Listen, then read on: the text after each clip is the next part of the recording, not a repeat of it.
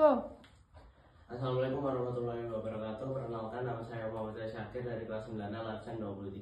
Hari ini saya akan membacakan monolog yang berjudul Kota Tanpa Buku.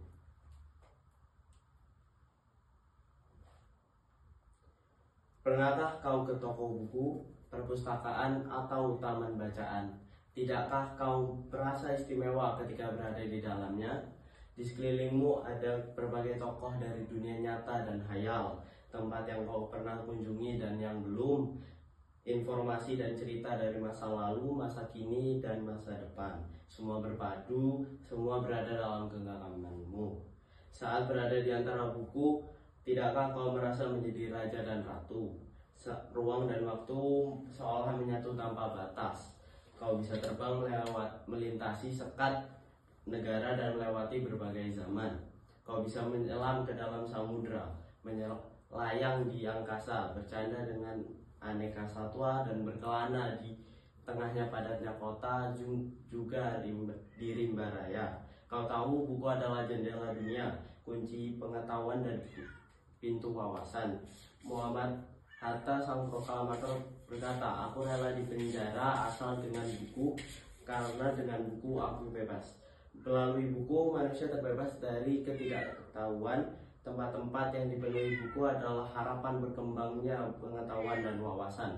Apa jadinya jika kota tanpa buku? Pantaskah dia disebut kota? Di kota itu mungkin ada kabar dari sumber lain, dari koran, televisi, atau internet. Mungkin informasi dari cerita datang dari cerita nenek moyang, bagai dongeng-dongeng sebelum tidur.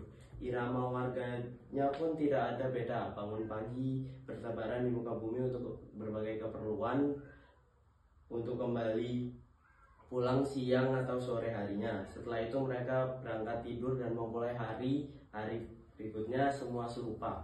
Di kota itu mungkin ada bangunan bernama perpustakaan. Di dalamnya buku-buku berderet dalam rak yang tak terjamah, tiada tahan yang meraih dan membuka halaman demi halaman dengan sukacita. Mungkin juga ada tumpukan buku di sudut-sudut sekolah yang sepi dan berdebu, jarang dikunjungi, jarang dibaca.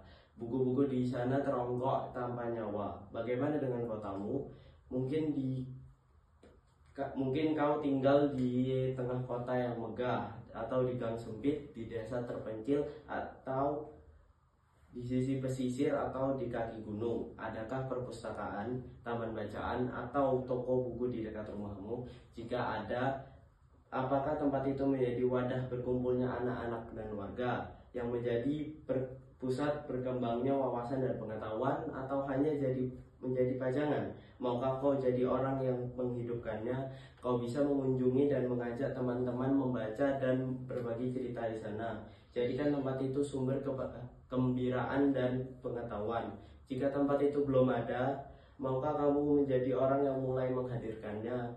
Kau bisa memulainya dari sebuah sudut di teras rumahmu. Ajak teman-temanmu memulai langkah baru. Jangan biarkan waktu berlalu tanpa buku. Siapapun dirimu, bersahabatlah dengan buku. Dia akan menjadi teman setiamu sepanjang waktu.